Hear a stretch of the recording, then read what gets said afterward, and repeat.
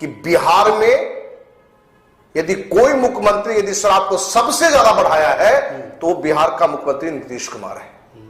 क्योंकि बिहार में 2007 में जो राज्य सरकार की नई उत्पाद नीति आई थी उसके तहत था कि जो शराब को ज्यादा से ज्यादा बेचेगा उसको टैक्स भी माफ किया जाएगा, मतलब वो ज्यादा कमा सकता है। और यही कारण है कि उस समय बिहार के गांव गांव तक शराब के दुकान खुल चुके थे, स्कूल मंदिर मस्जिद के पास भी शराब के दुकान खुल चुके थे। राष्ट्रीय अध्यक्ष ललन सिंह हो, केंद्रीय मंत्री आरसीपी सिंह हो, जो आरसीपी सिंह के बारे में पहले कहा ही जाता था आरसीपी टैक्स, शिक्षा मंत्री विजय कुमार चौधरी हो, अशोक कुमार चौधरी हो, इस तरह के और भी लोग हैं नीतीश जी के चोट टीम में जिनका काम है पैसे उगाही। और शराब माफिया हो, पुलिस पदाधिकारी हो, एक्साइज के अधिकारी हो, ये 25,000 करोड़ एक साल नहीं बल्कि हर साल ये अपने राज्य में बंट रहे हैं, जो पैसे बिहार की 12 करोड़ जनता में बंटनी चाहिए थी। सांप भी मर जाए लाठी भी नहीं टूटे, इसी कहावत को नीतीश कुमार ने चरितार्थ किया। शराबबंदी कानून तो इन्होंने बनाया लेकिन वो कागज पर है, धरातल पर सच्चाई कुछ और है। और बिहार में आज बात करेंगे अखिल भारतीय अपराध विरोधी मोर्चा के अध्यक्ष धनवंत सिंह राठौर से। राठौर जी, आपका बहुत बहुत स्वागत है हमारे चैनल में आने के लिए। जी नमस्कार। शुरुआत करते हैं, आपकी जो ये मोर्चा है, बहुत बड़े बड़े सेलिब्रिटी बोल लीजिए या बहुत बड़े बड़े लीडर बोल लीजिए, भारत के गृह मंत्री बोल लीजिए, मुख्यमंत्री नीतीश कुमार बोल लीजिए, आप सब पर आपने गंभीर आरोप लगाए हैं। क्या कहना है आपको इस पर? अखिल भारतीय अपराध विरोधी मोर्चा की स्थापना जी हमने आईएएस की तैयारी छोड़कर 19 जनवरी 1995 ईस्वी को की थी और इस संकल्प के साथ इस संस्था का निर्माण हुआ था कि गांव के चौकीदार से लेके देश के प्रधान चौकीदार, प्रधानमंत्री, राष्ट्रपति तक ही यदि भ्रष्टाचार के कोई आरोप दिखेंगे, सरकार की कोई गलत नीतियां दिखेगी तो अखिल भारतीय अपराध विरोधी मोर्चा पूरी ताकत से, पूरी जोर से लड़ाई को लड़ेगा। आने के इसी सिलसिले को जारी रखते हुए आपने कसूरवार बनाया विजय चौधरी जी को, जो कि अभी वर्तमान में शिक्षा मंत्री हैं, पूर्व विधानसभा अध्यक्ष भी रह चुके हैं, नीतीश कुमार के करीबी हैं। उन पर भी आपने आरोप लगा दिया कि शराब की जो धंधेबाजी होती है तो एक संरक्षण प्राप्त है एक पुलिस अधिकारी को उनके द्वारा। देखिए, अपने बिहार या कमोबेश पूरे देश में स्थिति बन गई है कि जाति देखकर पद दिया जाता है। जिस थाने की बात कर रहे हैं, सारंजन थाना है, जहां से विधायक है विजय कुमार चौधरी, और वो जिस समाज से आते हैं ठीक उसी समाज के व्यक्ति को वो थानाध्यक्ष भी बनाते हैं।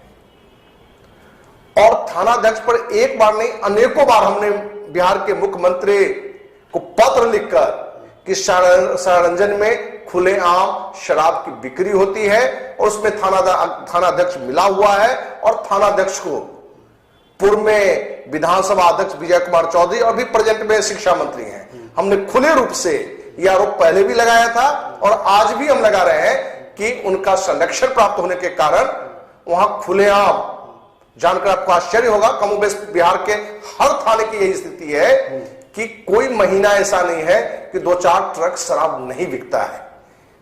जहां बिहार में पूर्ण शराबबंदी की बात है, लेकिन आज होम डिलीवरी एक शब्द निकल गया है कि आपको घर से ऑर्डर करिए, घर में आपको उपलब्ध हो जाएगा। और इस तरह की जब घटना घट रही हो और आप देश के या राज्य के जो माननीय हो, मंत्री हो, उन पर यदि आप आरोप लगाते हैं तो आप तो न्याय की लड़ाई के पक्ष में लड़ रहे हैं। और संस्था ही है अखिल भारतीय अपराध विरोधी मोर्चा, तो अपराध के खिलाफ हमने तो शुरुआत में ही आपको चर्चा करके बताई। इस संस्था का जन्म ही इस बात को लेकर हुआ है कि कौन है ये महत्वपूर्ण नहीं है, महत्वपूर्ण है कि गलती कौन कर रहा है। वो शिक्षा मंत्री क्या, देश का प्रधानमंत्री, राष्ट्रपति भी करेगा तो उसके खिलाफ भी वही आवाज है अपना। जी हाँ, मैं आपके बारे में और चीजें सर्च कर रहा था तो वहां पर एक चीज निकल कर आई नीतीश कुमार के बारे में। आपका क्या मानना है कि नीतीश कुमार जी शराबबंदी जो लाए हैं कानून, वो सही में सही है? क्योंकि इसके पहले कभी न कभी वो शराब को बढ़ाने में भी एक उनका योगदान रहा है, दुकानें ज़्यादा खुलवाने में। ये आपका तर्क है वहाँ पर, तो इस पर क्या कहेंगे? देखिए, इधर कुछ समय पहले की बात है, अधिकारियों की एक मीटिंग में मुख्यमंत्री नीतीश कुमार पानी पी पी के अपनी प्रशंसा गान गा रहे थे कि मैं विद्यार्थी काल से ही शराब का विरोधी था। मैं आपके चैनल के माध्यम से बिहारवासियों को बताना चाहते हैं, यदि कोई मुख्यमंत्री यदि शराब को सबसे ज्यादा बढ़ाया है तो बिहार का मुख्यमंत्री नीतीश कुमार है। क्योंकि बिहार में 2007 में जो राज्य सरकार की नई उत्पाद नीति आई थी, उसके तहत था कि जो शराब को ज्यादा से ज्यादा बेचेगा उसको टैक्स भी माफ किया जाएगा, मतलब वो ज्यादा कमा सकता है। और यही कारण है कि उस समय बिहार के गांव गांव तक शराब के दुकान खुल चुके थे, स्कूल मंदिर मस्जिद के पास भी शराब के दुकान खुल चुके थे। कि अखिल भारतीय अपराध विरोधी मोर्चा के राष्ट्रीय अध्यक्ष के नाते राज्य सरकार की नई उत्पाद नीति के खिलाफ 2007 में राजधानी पटना के इनकम टैक्स गोलंबर पर 10 दिन तक हम अनिश्चितकालीन आंदोलन पर थे और अपने बिहार के सभी दलों के विधायक एमएलसी के आग्रह पर हमने अनशन तोड़ा था। और उस अभियान में हमने मुख्यमंत्री आवास मार्च, राजभवन मार्च और सैकड़ों धरना प्रदर्शन के कार्यक्रम हुए थे। तो राज्य सरकार की नई उत्पाद नीति आई थी और उत्पाद नीति तब आई थी जब अखिल भारतीय अपराध विरोधी मोर्चा के द्वारा गांधी मैदान में नशा मिटाओ जीवन बचाओ रैली की घोषणा की गई थी। उस समय सरकार की तरफ से एक पत्र भी आया था कि आप इस रैली को करेंगे तो ये कानून बनने में देर होगा, तो हमने उस रैली को भी स्थगित किया था। और राज्य सरकार ने देर से सही कानून तो बनाया, लेकिन सच्चाई ये है कि गांव की एक कहावत है, टूटे, इसी कहावत को नीतीश कुमार ने चरितार्थ किया। शराबबंदी कानून तो इन्होंने बनाया, लेकिन वो कागज पर है, धरातल पर सच्चाई कुछ और है। तो ये हम नहीं कह रहे हैं, केंद्रीय परिवार कल्याण मंत्रालय की जो रिपोर्ट आई है, रिजर्व बैंक का रिपोर्ट आया है, उसमें बताया गया है कि बिहार में जहां पुरुषाबंदी कानून है वहां महाराष्ट्र से ज्यादा शराब बिकता है, ज्यादा लोग शराब पीते हैं। कहने का तात्पर्य कि जहां शराबबंदी नहीं है वहां लोग कम शराब पी रहे हैं और जहां है वहां ज्यादा पी रहे हैं। और उस डाटा में यह बात निकल कर आई है कि सिर्फ 2019 और 2020 में एक साल में 25,000 करोड़ रुपए से अधिक जो गवर्नमेंट को शराब की बिक्री से टैक्स आता, जितना पिया है लोग यहां, वो पैसे मुख्यमंत्री की कोर कमेटी बल्कि चोर कमेटी, जिसमें राष्ट्रीय अध्यक्ष ललन सिंह हो, केंद्रीय मंत्री आरसीपी सिंह हो, जो आरसीपी सिंह के बारे में पहले कहा ही जाता था आरसीपी टैक्स, शिक्षा मंत्री विजय कुमार चौधरी हो, अशोक कुमार चौधरी हो, इस तरह के और भी लोग हैं नीतीश जी के चोर टीम में जिनका काम है पैसे उगाही। और शराब माफिया हो, पुलिस पदाधिकारी हो, एक्साइज के अधिकारी हो, ये 25,000 करोड़ एक साल नहीं बल्कि हर साल ये अपने राज्य में बट रहे हैं, जो पैसे बिहार की 12 करोड़ जनता में बटनी चाहिए थी।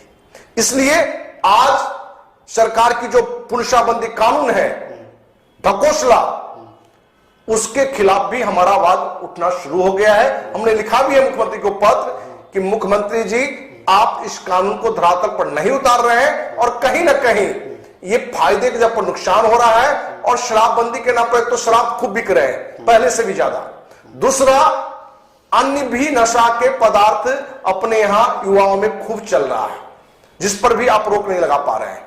यदि शराबबंदी कानून आपसे नहीं धरातल पर उतारा जा रहा है तो आइए उसमें सुधार करिए, कुछ सीमित जगहों पर ही शराब का दुकान खुले, उसमें 100% 2% आप टैक्स बढ़ाइए, जिससे कि जो आमदनी राज्य सरकार को आवे, जिससे कल कारखाने अपने बिहार में नहीं है या कुछ बंद भी है, उस पर खर्च किया जाए, चाहे बेरोजगारों को रोजगार देने की व्यवस्था की जाए, आप शिक्षा के लिए स्कूल खोलिए, अस्पताल खोलिए, क्योंकि आज हर क्षेत्र में बिहार पिछड़ा हुआ है।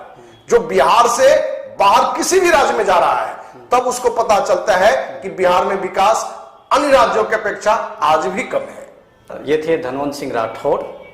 समाज में ये जैसी संस्थाएं चला रहे हैं उसकी भागीदारी बिल्कुल सुनिश्चित की जानी चाहिए।